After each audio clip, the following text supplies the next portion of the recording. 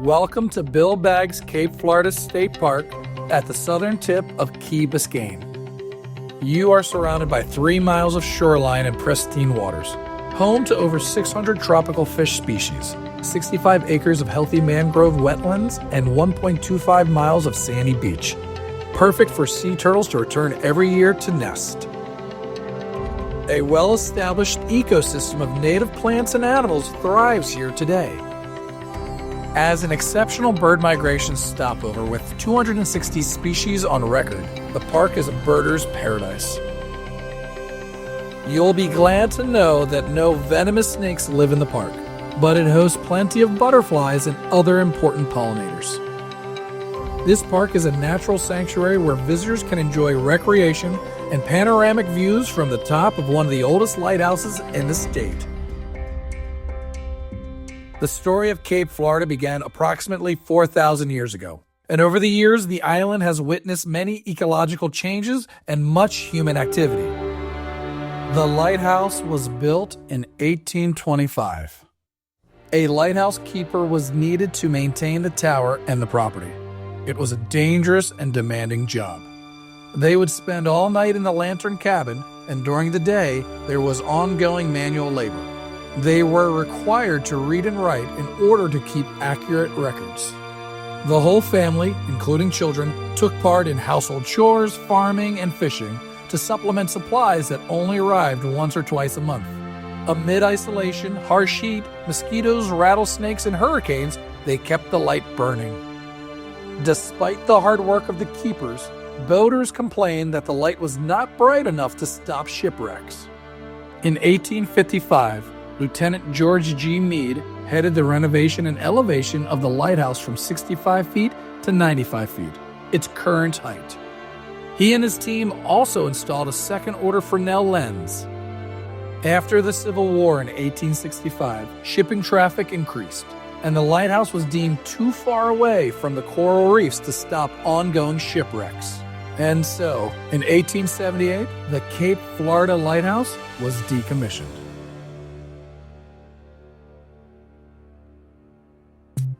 In 1948, Jose Manuel Alemán and his wife Elena Garcia Alemán fled Cuba and bought Cape Florida for $1.5 million to develop the land and build an overseas highway from the tip of Cape Florida all the way to Key Largo. And so, the lush, overgrown subtropical vegetation was cleared and filled with dredged sand, causing critical habitat loss and a devastating effect on wildlife. This aerial photo shows the Cape was almost completely stripped and leveled for development. In 1951, Elena Santero Garcia continued to search for an investor, but all fell through. The cleared lands were quickly covered by non-native and invasive Australian pines. In 1964, Bill Baggs, editor of the Miami News, raised the idea of acquiring the entire property for everyone to enjoy as a natural park.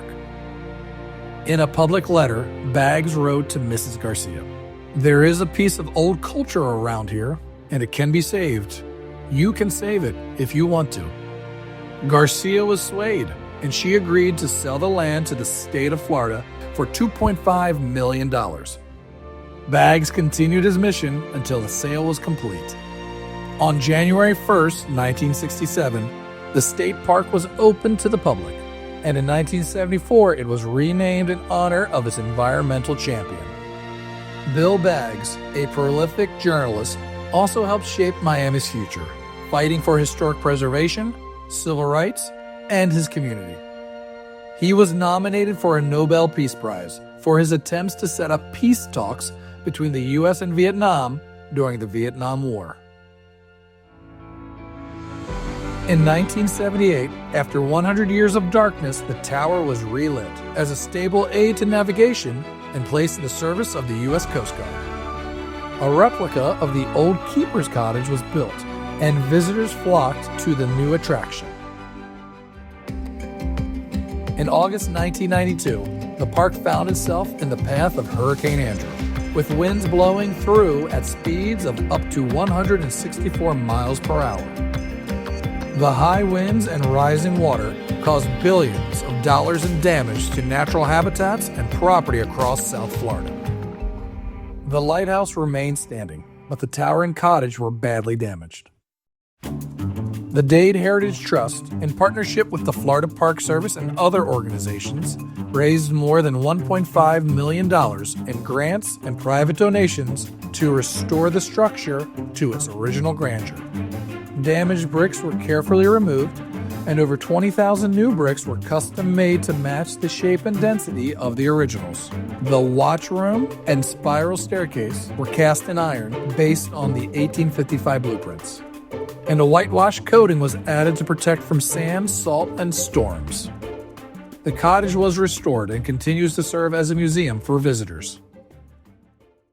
As for the surrounding park, the Florida Department of Environmental Protection faced a catastrophe, but turned it into an opportunity for restoration. The invasive Australian pine trees that sprouted in the 1950s had been leveled by the hurricane.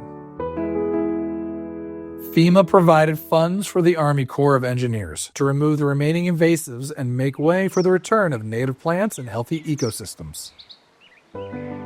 Through the work of multiple organizations, rangers, and thousands of volunteers, the park was restored to its original diverse habitats, thriving with native species. Today, the shoreline is kept in its natural state, allowing for the natural cycle of recontouring and revegetation of the dune habitat. The park is also a hub of social activity, including 2 restaurants, weddings, full moon parties, Friends of Cape Florida member events, and other gatherings. Continuing Bill Bagg's vision, our rangers and volunteers take great pride in protecting and preserving this paradise, where people of all ages can enjoy nature and learn about its ecological richness. Just as this beacon of change watches over Bill Bagg's Cape Florida State Park, we too must watch over this land and protect it for future generations to enjoy and treasure.